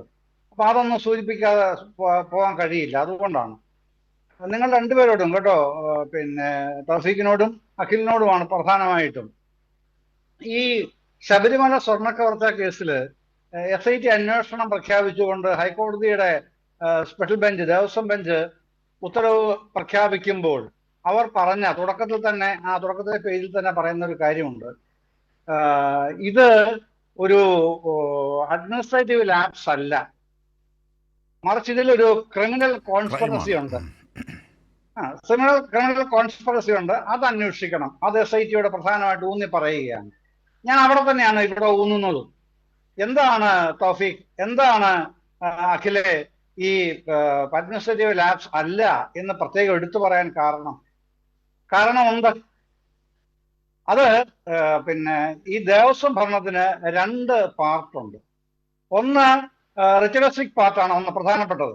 അത് കൈകാര്യം ചെയ്യുന്നത് തിരുവിതാംകൂർ ദേവസ്വം ബോർഡും തന്ത്രിയും മേൽശാന്തിയും ഉദ്യോഗസ്ഥരും അടങ്ങുന്ന വിഭാഗത്തിൻ്റെയാണ് ആചാരങ്ങളിലെ അനുഷ്ഠാനങ്ങളുടേതായ വിഭാഗം കൈകാര്യം ചെയ്യുന്നത്. അതാണ് റിച്വലിസ്റ്റിക് പാർട്ട്. അടുത്തത് അഡ്മിനിസ്ട്രേറ്റീവ് പോർഷനാണ്, അഡ്മിനിസ്ട്രേറ്റീവ് പാർട്ടാണ്. അത് പൂർണ്ണമായിട്ടും കൈകാര്യം ചെയ്യുന്നത് ദേവസ്വം വകുപ്പാണ്, സംസ്ഥാന സർക്കാരിന്റെ സെക്രട്ടേറിയറ്റിലെ ദേവസ്വം വകുപ്പ്. അപ്പൊ അവർക്ക് കൈകാര്യം ചെയ്യേണ്ടത് അത് മാത്രമേ ഉള്ളൂ. അപ്പം SIT എന്താണ് പറയുന്നത്? SITയെ ഏൽപ്പിക്കുന്ന എന്താണ്? ഹൈക്കോടതി അഡ്മിനിസ്ട്രേറ്റീവ് ലാപ്സ് അല്ല. അഡ്മിനിസ്ട്രേറ്റീവ് ഭാഗം നോക്കുന്നത് ഞാൻ പറഞ്ഞല്ലോ, അത് മിനിസ്ട്രി ഓഫ് ദേവസ്വം ആണ്, ദേവസ്വം വകുപ്പാണ്. അതിന്റെ ലാപ്സ് അല്ല, മറിച്ച് ക്രിമിനൽ കോൺസ്പിറസി ആണെന്നുണ്ട്. എവിടെയാണത്? അത് ദേവസ്വം പാർട്ടിലാണുള്ളത്, റിച്വലിസ്റ്റിക് പാർട്ടിലാണുള്ളത്. അവിടെ ആരൊക്കെയാണുള്ളത്? ദേവസ്വം ബോർഡുണ്ട്, ഉദ്യോഗസ്ഥരുണ്ട്, തന്ത്രിയുണ്ട്, പൂജാരിമാരുണ്ട്, മറ്റ് അനുബന്ധ സംവിധാനങ്ങളിൽ പ്രവർത്തിക്കുന്ന ആൾക്കാരുണ്ട്. ഇത്തരത്തിലുള്ള ആൾക്കാർ, ഇടനിലക്കാരെ അടക്കമുള്ളതിലാണ് വരിക. ഇതാണ് കാര്യം. അപ്പൊ നിങ്ങൾ പക്ഷെ എപ്പോഴും കണക്ട് ചെയ്യാൻ ശ്രമിക്കുന്ന എങ്ങോട്ടാണ്? നിങ്ങൾക്ക് എപ്പോഴും പറയുന്നത് കടകംപള്ളി വഴി വാസവൻ വഴി മുഖ്യമന്ത്രിയിലേക്ക് ഇത് എത്തിക്കഴിഞ്ഞു എന്നുള്ളതാണ് നരേഷൻ. പക്ഷെ തുടക്കത്തിൽ തന്നെ അത് പൊളിഞ്ഞു കഴിഞ്ഞിട്ടുണ്ട്. അത് മനസ്സിലാക്കാതിരിക്കുന്നത് നിങ്ങളേ ഉള്ളൂ. അത് ഈ കാര്യങ്ങൾ അന്വേഷിക്കാൻ മനസ്സിലായിട്ടുണ്ട്. വ്യക്തമാണ്. കാരണം ഇത് ഈ SIT അന്വേഷണം ആവശ്യപ്പെട്ടത് തന്നെ ദേവസ്വം ബോർഡും സർക്കാരും ഒക്കെ ആണ്. ശ്രീ M. ജയചന്ദ്രൻ, ഏറ്റവും പ്രധാനപ്പെട്ട ഒന്ന് ഈ രാഹുൽ മാങ്കൂട്ടം വിഷയമാണ്. അത് ഒരിക്കലും തെരഞ്ഞെടുപ്പിൽ പ്രതിഫലിക്കില്ല. മറ്റുള്ള കൊച്ചു കൊച്ചു ക്രൈമുകൾ വ്യക്തികൾ ചെയ്തതൊക്കെ പ്രതിഫലിക്കും. പക്ഷേ രാഹുൽ മാങ്കൂട്ടം എന്ന യൂത്ത് കോൺഗ്രസിൻ്റെ പ്രസിഡന്റ്, കോൺഗ്രസിൻ്റെ അടുത്ത ഭാവി വാഗ്ദാനം എന്നൊക്കെ അവതരിപ്പിച്ച ആൾ, പാലക്കാട് MLA, അത് ചർച്ചയാവില്ലെന്നാണ്. ആണോ? അങ്ങനെയുണ്ടോ തദ്ദേശ സംബന്ധിച്ച്? അല്ല, ഭാവി വാഗ്ദാനം എന്ന് മാത്രമല്ല. എനിക്ക് ഒരു പ്രിയപ്പെട്ട സുഹൃത്താണ് ചെറിയാൻ ഫിലിപ്പ്. അദ്ദേഹം ഉൾപ്പെടെ പറഞ്ഞു പോയത് എന്താണ്? പറഞ്ഞു പോയി എന്ന് ഞാൻ കരുതു കേട്ടോ. ചെറിയാൻ ഫിലിപ്പ് ആയതുകൊണ്ട് ഭാവി മുഖ്യമന്ത്രിയാണത്രേ. എങ്ങനെ ഉണ്ടാവും ആലോചിച്ചാൽ മതിയല്ലോ. അപ്പോ ഇപ്പോ അതിന്റെ ദുർഗന്ധം കൊണ്ട് ഈ ബഹുമാനപ്പെട്ട MLA പാലക്കാട് MLA പ്രസരിപ്പിക്കുന്ന ചീഞ്ഞളിഞ്ഞ ദുർഗന്ധം കൊണ്ട് UDF-ന് കേരളത്തിൽ ഒട്ടാകെ 140 മണ്ഡലങ്ങളിലെയും പ്രവർത്തകർക്ക് പുറത്തിറങ്ങാൻ കഴിയാത്ത അവസ്ഥയാണെന്ന് പറഞ്ഞത് M. ജയചന്ദ്രൻ എന്ന ഈ ഞാനല്ലേ? എന്നെ പഴിചാരരുത് കേട്ടോ തൗഫീഖെ. അത് പറഞ്ഞത് കോൺഗ്രസിന്റെ ഉറച്ച കോൺഗ്രസ്സുകാരനായി നമ്മൾ എന്നും ഏറെ ബഹുമാനിക്കുന്ന കാരശ്ശേരി മാഷാണ് കേട്ടോ. കോൺഗ്രസ് വില കൊടുക്കേണ്ടി വരിക ഇയാളുടെ പേരിലായിരിക്കും എന്ന് പറഞ്ഞ കാരശ്ശേരി മാഷാണ്. കഴിഞ്ഞ ദിവസം അദ്ദേഹം ഒരു ചാനലിൽ നിന്ന് പറയുന്ന ഇതേ വാചകം പറയുന്ന കേട്ടയാളാണ്. അത്ര അസഹനീയമായ ദുർഗന്ധം പ്രസരിപ്പിക്കുന്ന ഒരാളെ നിങ്ങൾ ഇപ്പോ പറയുന്നത് എന്താണ് പറയുന്നത്? അയാളെ ഞങ്ങൾ പാർട്ടിയിൽ നിന്ന് പുറത്താക്കിയില്ലേ? പുറത്താക്കി കഴിഞ്ഞാൽ അയാളെ MLA സ്ഥാനം രാജി വെച്ചാൽ എന്ത്, ഇല്ലെങ്കിൽ എന്ത്? പക്ഷെ നിങ്ങൾ പറയേണ്ട ഒരു കാര്യം, പാലക്കാട്ടെ ജനങ്ങളുടെ ദൗർഭാഗ്യത്തിൽ നിങ്ങൾക്ക് എന്ത് പരിഹാരമാണ് നിർദ്ദേശിക്കാനുള്ളത്? നിങ്ങൾ ഇയാളെ ചുമന്നു, ഇനി 6 മാസം കൂടെയല്ലേ ഉള്ളൂ, നിങ്ങൾ ഇയാളെ ചുമന്നു എന്നാണോ നിങ്ങൾ ദൗർഭാഗ്യത്തിനാണ് നിങ്ങൾക്ക് നിർദ്ദേശിക്കുന്ന ചികിത്സയും പരിഹാരവും അതാണെങ്കിൽ അത് തുറന്നു പറയാൻ തയ്യാറാവണം. നിങ്ങൾ ആർജവം കാണിക്കണം. ഇപ്പൊ ഇവിടെ ഈ ചർച്ചയിൽ ഇരിക്കുന്ന തൗഫീഖ്, അല്ലാതെ വെറുതെ അതും പറഞ്ഞ് പോകാൻ കഴിയില്ല.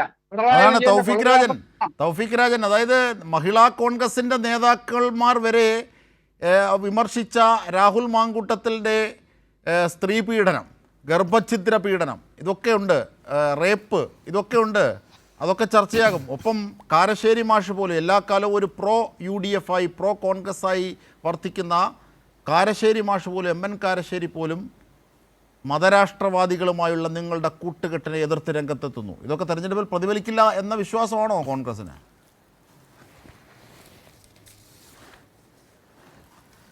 അജിംഷാദ് വളഞ്ഞ വഴി എന്തായാലും രാഹുൽ മാങ്കൂട്ടത്തിലേക്ക് ഈ ചർച്ച M. ജയചന്ദ്രൻ എത്തിച്ചു. എന്തായാലും ഞാൻ ഈ പറഞ്ഞ ചോദ്യങ്ങൾക്ക് കൃത്യമായി മറുപടി പറയാൻ തയ്യാറാണ്.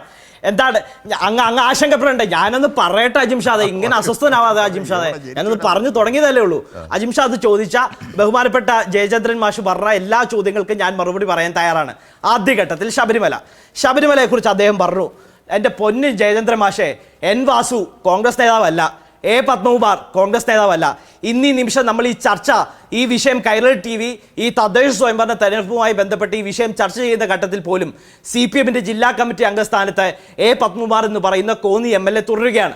അപ്പോൾ ഈ സർക്കാർ കാട്ടുകൊള്ളക്കാർക്കൊപ്പമാണോ അമ്പലക്കൊള്ളക്കാർക്കൊപ്പമാണോ അതോ പൊതുസമൂഹത്തോടൊപ്പമാണോ എന്ന് കേരളത്തിലെ പൊതുസമൂഹത്തിന് വളരെ കൃത്യവും വ്യക്തമായി ബോധ്യപ്പെടുന്നുണ്ട്. അത് വളരെ കൃത്യമായി ഈ വരുന്ന 13-ാം തീയതി അങ്ങേക്കും എനിക്കും മനസ്സിലാകും. ഒരു തർക്കത്തിന്റെ ആവശ്യമില്ല. അന്ന് വൈകിട്ടത്തെ ചർച്ചയിൽ അതല്ല, ഞാൻ അതിലേക്ക് വരികയാണ്. അന്ന് വൈകിട്ട് പറഞ്ഞു തീർത്തോട്ടെ, നിങ്ങളുടെ സംഘടനാ നേതാക്കളാണ്. ഇനി അവർ കോൺഗ്രസിന്റെ സംസ്ഥാന KPCC-യുടെ ഭാരവാഹികൾ കൂടിയായിരുന്നു എന്നുള്ളത് കൂടി അങ്ങ് പറഞ്ഞു വെച്ചാൽ അത് പൂർണ്ണമായി. ഏതായാലും ഞാൻ ഒരു കാര്യം അങ്ങോട്ട് സൂചിപ്പിക്കാൻ ആഗ്രഹിക്കുന്നു. ഇവിടെ ഉണ്ണികൃഷ്ണൻ പോറ്റി ആകട്ടെ, മുരാരി ബാബു ആകട്ടെ, സുധീഷ് കുമാർ ആകട്ടെ, ആദ്യഘട്ടത്തിൽ ഏതോ ഉണ്ണികൃഷ്ണൻ പോറ്റി എന്നാണ് ബഹുമാനപ്പെട്ട കടകംപള്ളി സുരേന്ദ്രൻ പറഞ്ഞു വെച്ചത്. അതിനിപ്പുറത്തേക്ക് കടകംപള്ളി സുരേന്ദ്രന് വളരെ കൃത്യമായി ഹൃദയബന്ധമുള്ള ആളാണ് ഈ പറയുന്ന ഉണ്ണികൃഷ്ണൻ പോറ്റി എന്ന് കേരളത്തിന് വളരെ കൃത്യവും വ്യക്തമായി ബോധ്യപ്പെട്ടു. അതിനോടൊപ്പം അങ്ങയുടെ ശ്രദ്ധയിൽ ഒരു കാര്യം കൂടി സൂചിപ്പിക്കാൻ ആഗ്രഹിക്കുന്നു. ബഹുമാനപ്പെട്ട ഹൈക്കോടതി പത്മകുമാറിനെ 11-ാം പ്രതിയാക്കി, ഈ അന്വേഷണ സംഘം SIT അദ്ദേഹത്തെ 11-ാം പ്രതിയാക്കി ദ്വാരപാലക കേസിൽ അറസ്റ്റ് ചെയ്യപ്പെടുന്ന സാഹചര്യമുണ്ടായി. ഇതുമായി ബന്ധപ്പെട്ട് 4 പ്രതികൾ S. ജയശ്രീയുടെയും S. ശ്രീകുമാറിന്റെയും അടക്കമുള്ളവരുടെ മുൻകൂർ ജാമ്യാപേക്ഷ ബഹുമാനപ്പെട്ട ഹൈക്കോടതിയുടെ ദേവസ്വം ബെഞ്ച് പരിഗണിക്കുന്ന ഘട്ടത്തിൽ ബഹുമാനപ്പെട്ട ഹൈക്കോടതി വളരെ കൃത്യമായിട്ടുള്ള നിരീക്ഷണം പറഞ്ഞു, വമ്പന്മാരെയും പൂട്ടണം. ആരാണ് ഈ വമ്പന്മാർ? ഒരു സംശയം വേണ്ട, അത് കേരളത്തിന്റെ ഉത്തരവാദിത്തപ്പെട്ട മുൻ ദേവസ്വം വകുപ്പ് മന്ത്രി അടക്കമുള്ള ആളുകളാണ് എന്നുള്ള കാര്യത്തിൽ സംശയമില്ല. അന്വേഷണം ശരിയായ ദിശയിലാണെങ്കിലും ഗൂഢാലോചനയും അന്വേഷിക്കണമെന്ന് ഹൈക്കോടതി പറഞ്ഞു. ഉണ്ണികൃഷ്ണൻ പോറ്റിയെ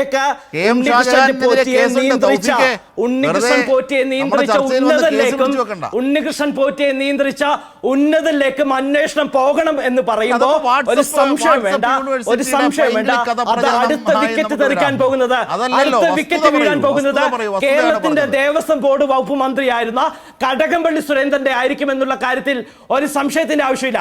ഇനി സാക്ഷാൽ കാരണഭൂതനായ കേരളത്തിന്റെ മുഖ്യമന്ത്രി അദ്ദേഹം 18 അടവും ഇവരെ രക്ഷിക്കാൻ ശ്രമിച്ചാലും 18-ാം പടിക്ക് മുകളിലിരിക്കുന്ന കനിയപൂരത്തെ ഭഗവതനായ കേസ് അയ്യപ്പൻ കൊടുത്തിട്ടുണ്ട്. ഈ അമ്പലക്കള്ളന്മാരെ രക്ഷപ്പെടുത്തില്ല. അമ്പലക്കള്ളന്മാരെ രക്ഷപ്പെടുത്തില്ല.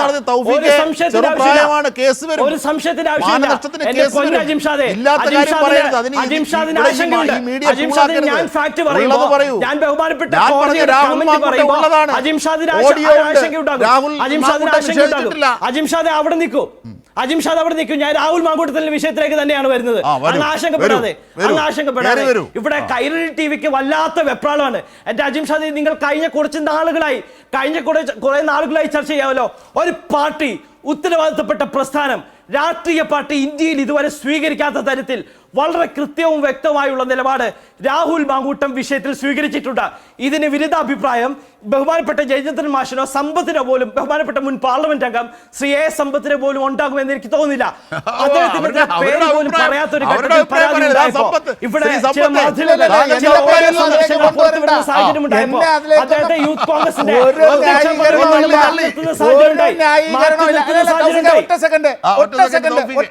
Sorry for the interruption. ഞാനേ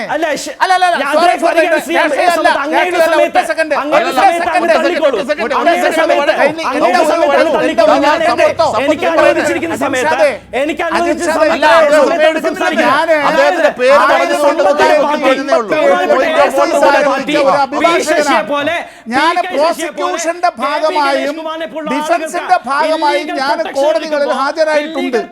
ഇവിടെ കോടതിയിൽ ട്രയൽ ആൻഡ് ക്യാമറയിൽ നടന്നിട്ടുള്ള കാര്യങ്ങൾ എന്തെങ്കിലും കാരണവശാൽ അറിഞ്ഞാൽ പോലും പുറത്തു പറയാൻ പറ്റാത്തതിൽ എനിക്ക് ഖേദമുണ്ട്.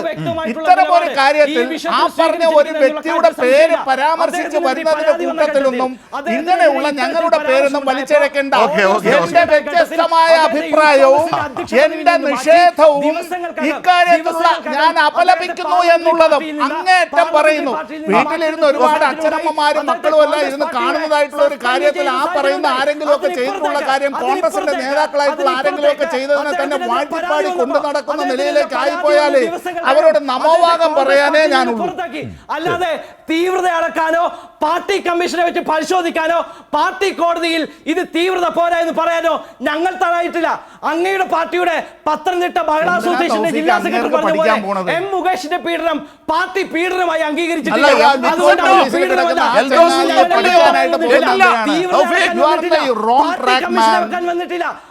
കോടതി അന്വേഷിച്ചിട്ടില്ല.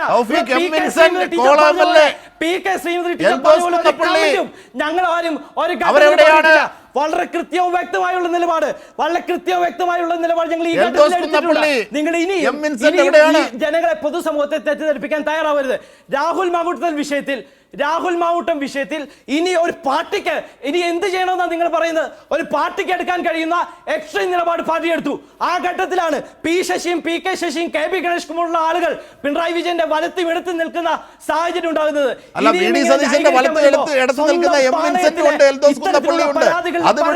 രാഹുൽ മാങ്കൂട്ടത്തിന്റേത് ആരോപണമല്ല. രാഹുൽ മാങ്കൂട്ടത്തിന്റേത് ഓഡിയോ പുറത്തെത്തിയ തെളിവ് ബോധ്യപ്പെട്ടതാണ്. എം പി ഒന്ന് ലൈനിൽ കിട്ടുമെങ്കിൽ അതെ രാജ്മോഹൻ മറുപടി തരും. സീനിയർ നേതാവ് എം മുകേഷിനെതിരെ ഇത്തരത്തിലൊരു പരാതി ഉണ്ടോ? എം വിൻസെന്റിനെതിരെ ഉണ്ടോ? മുകേഷിനെതിരെ അന്വേഷിച്ച കുറ്റപത്രം ബഹുമാനപ്പെട്ട കോടതിയിൽ സമർപ്പിച്ചിട്ടുണ്ടോ? പോലീസാണ് അന്വേഷിച്ചത്. സാക്ഷാൽ കാരണഭൂതനായ കേരളത്തിലെ മുഖ്യമന്ത്രി പിണറായി വിജയന്റെ പോലീസ് അന്വേഷിച്ച് കുറ്റക്കാരാണെന്ന് കണ്ടെത്തി പീഡനത്തിന് കേസ് രജിസ്റ്റർ ചെയ്ത് കുറ്റപത്രം ബഹുമാനപ്പെട്ട കോടതിയിൽ സമർപ്പിച്ചിട്ടുണ്ട്. കോടതിയിൽ വിചാരണ നടക്കുകയാണ്. എന്റെ അജിംഷാദെ, കണ്ണടിച്ചിട്ടാക്കരുത്. സ്വന്തം പാളയത്തിലെ, സ്വന്തം മുന്നണിയിലെ, സ്വന്തം പാർട്ടിയിലെ അവസ്ഥ കാണാതെ പി ശശിയും പി കെ ശശിയും കെ വി ഗണേഷ് കുമാറിനും എം മുകേഷ് അടക്കമുള്ള ആളുകൾക്ക് ഇല്ലീഗൽ പ്രൊട്ടക്ഷൻ ഒരുക്കിയിട്ട് ഇത്തരത്തിൽ വില കുറഞ്ഞ ന്യായവാദങ്ങൾ ഉൾക്കൊള്ളാൻ നിങ്ങൾ കോൺഗ്രസ് എടുത്ത മുൻനിർത്തിക്കൊണ്ട് നിങ്ങളും സമാനമായ തരത്തിൽ എം മുകേഷിനെതിരെ എന്ത് നടപടിയെടുത്തു?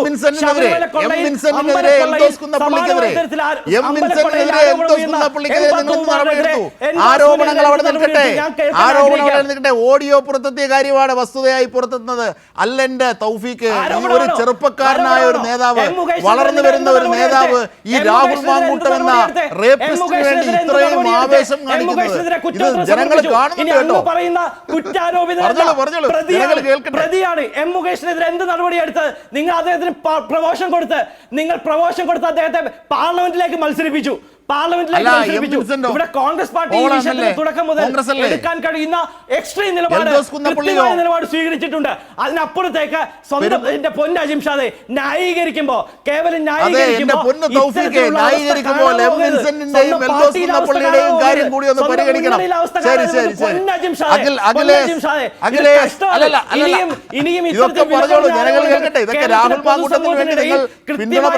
വീക്ഷിക്കുന്ന ആളുകൾക്കിടയിൽ ഇത്തരത്തിലുള്ള ആശങ്കകൾ, ഇത്തരത്തിലുള്ള വില കുറഞ്ഞ ആരോപണങ്ങളാണ് അങ്ങ് പറയുന്നതെങ്കിൽ അത് വില പോകില്ല. അതാണ് വില കുറഞ്ഞതാണ്. രാഹുൽ മാങ്കൂട്ടത്തിനെതിരായ ആരോപണങ്ങൾ അല്ലെങ്കിൽ ആ പെൺകുട്ടികൾ വേദനയോടെ പറഞ്ഞത് വില കുറഞ്ഞതാണ് തൗഫീഖ് എന്ന നേതാവിന്. തൗഫീഖ് എന്ന രാഹുൽ മാങ്കൂട്ടത്തിനെതിരെ ഒരു പാർട്ടി എടുക്കാൻ കഴിയുന്ന എക്സ്ട്രീം ആരോപണം എടുത്തു. പണി അങ്ങ് ഏറ്റെടുക്കരുത്. ഏതെങ്കിലും വാക്കിന്റെ അവസാനം കയറി പിടിച്ചിട്ട് ഇതാണ് സ്ഥിരം ശൈലി എടുക്കരുത് അജിം ഷാദെ. അത് ശരിയാവില്ല. ഞാൻ പറഞ്ഞത് കൃത്യമായും വ്യക്തമായുള്ള നിലപാട് ഒരു പാർട്ടിക്ക് എടുക്കാൻ കഴിയുന്ന കൃത്യമായ നിലപാട് സ്വീകരിച്ചു. അതിനപ്പുറത്തേക്ക് CPM പാർട്ടി അത്തരത്തിലുള്ള ആളുകൾക്ക് സംരക്ഷണ കവചം ഒരുക്കി. ഒരു കൂൾ ഡൗണിന്റെ ആവശ്യമില്ല. അത്തരത്തിലുള്ള ആളുകൾക്ക് സംരക്ഷണ കവചം ഒരുക്കിയ പാർട്ടിയാണ് ഇത്തരത്തിൽ വലിയ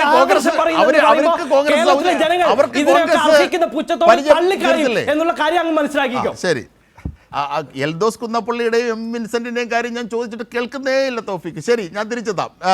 അഖിൽ അത് വിടൂ. ഈ വികസനത്തിന്റെ കാര്യമാണല്ലോ നമ്മളിപ്പോ ചർച്ച ചെയ്തു. ബിജെപിക്ക് അതാണ് താല്പര്യം എന്നാണ് പറയുന്നത്. ശശിയുടെ കാര്യം അങ്ങ് കേൾക്കുന്നില്ലേ? ഇതെന്താ അങ്ങേക്ക് കേൾവി ശക്തിയുടെ പ്രശ്നം വല്ലതും ഉണ്ടോ? കേൾവി ശക്തിയുടെ പ്രശ്നമൊന്നുമില്ലല്ലോ.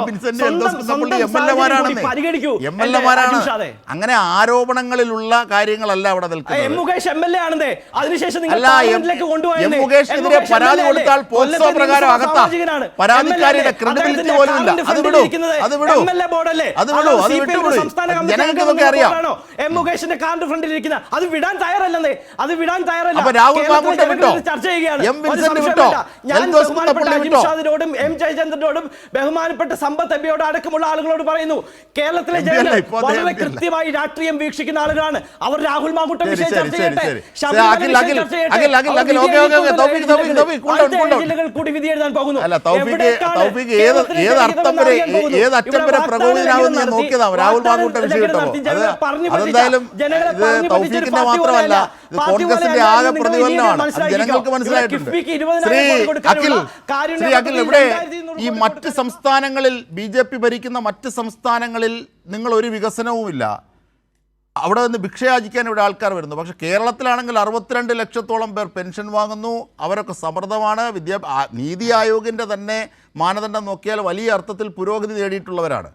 അപ്പോൾ അങ്ങനെയുള്ള കേരളത്തിൽ നിങ്ങൾ വികസനം കൊണ്ടുവരുമെന്ന് പറഞ്ഞാൽ തമാശയല്ലേ? അത് മാത്രമല്ല, ഒരു കാര്യം കൂടി ഞാൻ താങ്കളുടെ ശ്രദ്ധയിൽപ്പെടുത്താം. ഇവിടെ ഈ പൂവച്ചൽ എന്ന് പറയുന്ന ഒരു ബൂത്തിൽ LDF-നടക്കം എവിടെ കുത്തിയാലും കത്തുന്നത് BJP-യുടെ ചിഹ്നത്തിൽ. അതങ്ങനെ അവിടെ എന്തോ തടസ്സപ്പെട്ടിരുന്നു. ഇപ്പോൾ വരുന്ന ട്രോളെന്ന് പറഞ്ഞാൽ ഈ ഉത്തരേന്ത്യയിലെങ്ങാണ്ട് പ്രചരിപ്പിക്കാൻ വെച്ചിരുന്ന മെഷീനാണ് ഇവിടെ തെറ്റിയെത്തിയെന്നൊക്കെയാണ് ട്രോൾ. എനിക്കറിയില്ല, ഞാൻ പറഞ്ഞതേ ഉള്ളൂ. കാരണം ഈ ഇന്ത്യയിൽ കേരളത്തിലൊഴികെ ഇടദോഷം ഇല്ലെന്നൊക്കെ പറഞ്ഞുകൊണ്ട് ഞാൻ സൂചിപ്പിച്ചതാ. ഓക്കെ അഖിൽ, കഴിഞ്ഞല്ലോ. ഇനി ഞാൻ പറയുന്നത് കേൾക്കണം. ഒന്നാമത്തെ കാര്യം, അങ്ങ് ഇവിടെ നേരത്തെ പറഞ്ഞു ഇവിടെ വരുന്ന ആൾക്കാരെല്ലാം ഭിക്ഷ തേണ്ടി വരുന്നതാണെന്ന്. CPM ഭരിച്ച ബംഗാളിൽ നിന്നാണ് ഏറ്റവും കൂടുതൽ ആൾക്കാർ കേരളത്തിലേക്ക് ജോലി തേടി വരുന്നത്.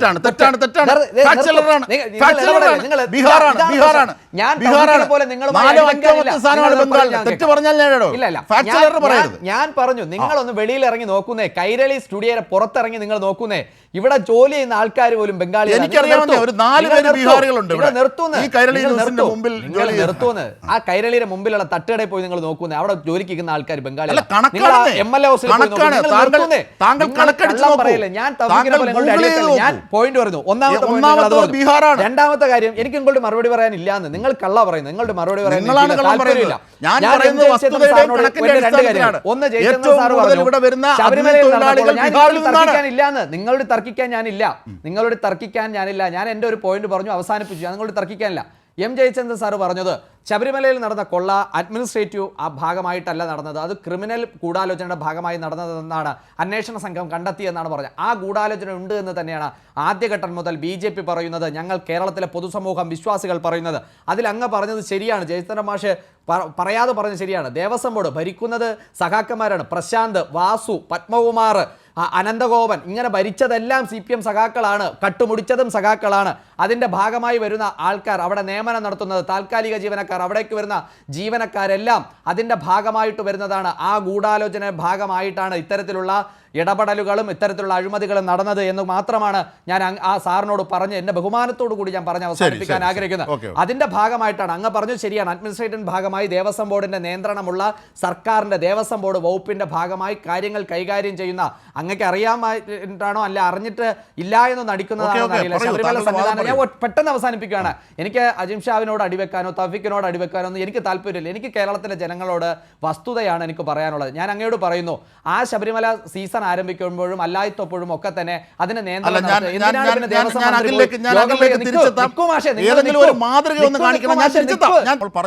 ഒരു മാതൃക കാട്ടിയിട്ട് ഒന്ന് BJP ഈ വികസനത്തെ കുറിച്ച് ഞാൻ പറഞ്ഞു തീർന്നില്ല അജിംസെ, ഞാൻ പറഞ്ഞു തീർന്നില്ല. ഞാൻ പറഞ്ഞത് ശബരിമലയിൽ കൊള്ളയിൽ BJP എന്തുകൊണ്ടാണ് ഇതിന് സർക്കാരിനും പങ്കുണ്ട് എന്ന് പറഞ്ഞത്. ജയചന്ദ്ര സാറ് അതൊന്ന് വളച്ചു വിട്ടുകൊണ്ടാണ് ഞാൻ പറയുന്നത്. ഒന്ന്, ഒരു ഭാഗം ശരിയാണ് അദ്ദേഹം പറഞ്ഞത്, ദേവസ്വം ബോർഡിൻ്റെ ഒരു പ്രത്യേകമായ നിയമവും ഭരണഘടനയും സംവിധാനവും ഒക്കെയുണ്ട്. പക്ഷേ അതിനെ നിയന്ത്രിക്കാനുള്ള ഒരു സംവിധാനം സർക്കാരിനുമുണ്ട്. അതുകൊണ്ടാണ് ഇത് നടക്കുമ്പോൾ ശബരിമലയിലെ അല്ല ഏത് ക്ഷേത്രത്തിലെ ആയാലും ക്ഷേത്രത്തിലെ സാമഗ്രികളെല്ലാം തന്നെ എന്തെങ്കിലും ഒരു അറ്റകുറ്റപ്പണി നടത്തണമെന്നുണ്ടെങ്കിൽ ആ ക്ഷേത്ര കൗമ്പടിനകത്ത് വെച്ച് നടക്കണമെന്നുള്ള ഒരു നിയമം നിൽക്കുമ്പോഴാണ് ഇത്തരത്തിലൊരു കൊള്ള നടന്നത്.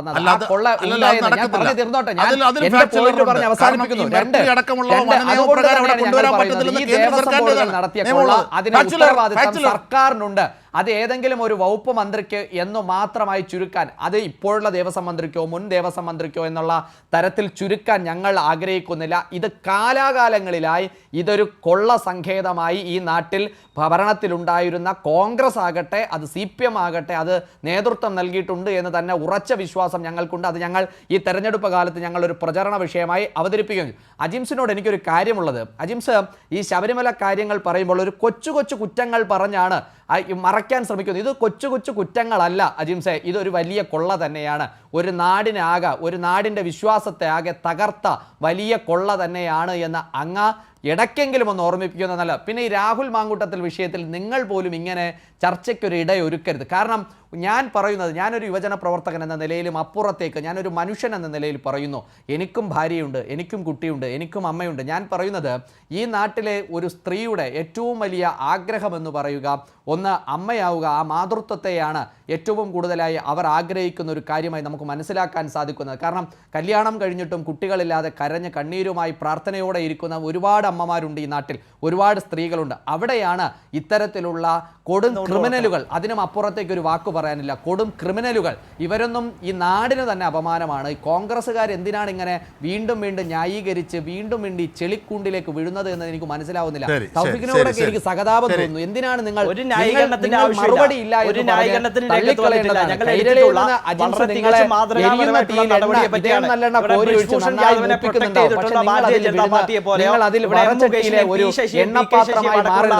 അതുകൊണ്ടാണ് പറയുന്നത് ഈ നാട്ടിൽ പ്രേക്ഷകരോട് മുന്നോട്ട് വെച്ച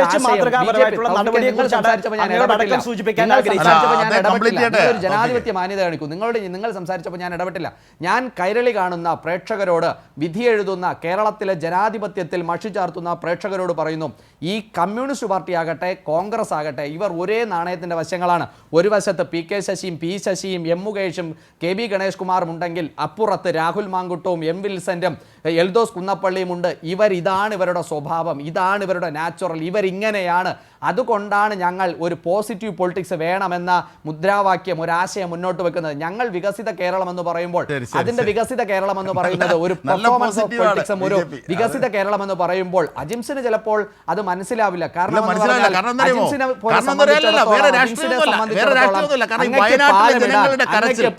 അവിടെ വന്ന് പ്രധാനമന്ത്രി പോയത് അവർക്ക് 1 രൂപ സഹായം നൽകാൻ നൽകാത്തത്? അങ്ങയും ഞാനും ഇവിടെ നിന്ന് ഇരിക്കുന്ന പിരിച്ചുകൊണ്ട് തിരുവനന്തപുരം ഓരോ കോർപ്പറേഷനിൽ കൊണ്ടുപോകുമ്പോൾ 16,000-ഓളം അതിൽ വീടുകൾ നിന്ന് 30 പൈസ പ്രധാനമന്ത്രി പോലും ആവാസ് തിരികെ യോജനയിൽ തരാത്തത്. ഞങ്ങൾ നിർമ്മിച്ചു ഇങ്ങനെയൊക്കെയുള്ള നൽകി. ഒരുപാട് ജലജീവൻ മിഷൻ ഒരുപാട് പദ്ധതി ഞങ്ങൾ പ്രശ്നങ്ങളാണ് മുമ്പിൽ നടപ്പിലാക്കി. നിൽക്കുന്നത്. വിഴിഞ്ഞം എന്നിട്ടും പദ്ധതിയുമായി ഈ ബന്ധപ്പെട്ട സംസ്ഥാനം കാര്യങ്ങൾ ഞാൻ ഇത്രയേറെ നിങ്ങളോട് വലിയ വികസനം തർക്കിക്കാനില്ല. നേടി ഞാൻ എന്നതിലാണ് നിങ്ങളോട് ഞാൻ തർക്കിക്കാനില്ല നിൽക്കുന്നത് എന്ന് പറയുന്നത് അതാണ് എൻ്റെ കാരണം മുമ്പിലുള്ള എനിക്ക് വസ്തുത. പ്രേക്ഷകരോട് അല്ലാതെ ഞാൻ പറയാനുള്ളത് കക്ഷി രാഷ്ട്രീയമൊന്നും പറഞ്ഞില്ല. നേരത്തെ ഞാൻ ശ്രീ പ്രേക്ഷകരോട് സമ്പത്ത്, പറഞ്ഞതുപോലെ തന്നെ ഞാൻ ഒരു നമ്മൾ കാര്യം സമയം കൂടി പറഞ്ഞ് അതിക്രമിച്ചു. അവസാനിപ്പിക്കുന്നു. ഒരു ഞാൻ മിനിറ്റ് ഒരു കൊണ്ട് കാര്യം ദയവായി കൂടി അവസാനിപ്പിക്കുന്നു. ഇതിനൊരു മറുപടി ഞാൻ പറഞ്ഞാൽ ഒരു ഈ കാര്യം തെരഞ്ഞെടുപ്പ് കൂടി രണ്ടാം പറഞ്ഞ് ഘട്ടത്തിലേക്ക് അവസാനിപ്പിക്കുന്നു. കടക്കുന്നതിന് മുമ്പ് അജിംസെ, ഞാൻ ഒരു കാര്യം കൂടി പറഞ്ഞ് അവസാനിപ്പിക്കുന്നു. നിങ്ങൾ ചോദിച്ച ഞങ്ങൾ മുന്നോട്ട് വെക്കുന്ന മാതൃക എന്ത് എന്ന് ചോദിച്ചാൽ ഞങ്ങൾക്ക് ഈ രാജ്യത്ത് ഞങ്ങൾ വെച്ച 11 വർഷക്കാലമായി ഞങ്ങൾ ഈ രാജ്യത്ത് മുന്നോട്ട് വെച്ച ഒരു സൽഭരണത്തിൻ്റെ ഏതെങ്കിലും ഒരു വിരൽത്തുമ്പിൽ ഒരു അഴിമതി പോലും ഇല്ലാതെ അങ്ങനെ ഒരു ക്രമക്കേടില്ലാതെ ഈ രാജ്യത്തെ മലയാളികളെയും ഈ രാജ്യത്തെ മുഴുവൻ പെഗാസസ് അടക്കം എത്ര അഴിമതികളാണ് നിങ്ങൾക്കെതിരെ ആരോപണങ്ങളായി ഉയർന്നത്? കേട്ടില്ല അജിംസെ.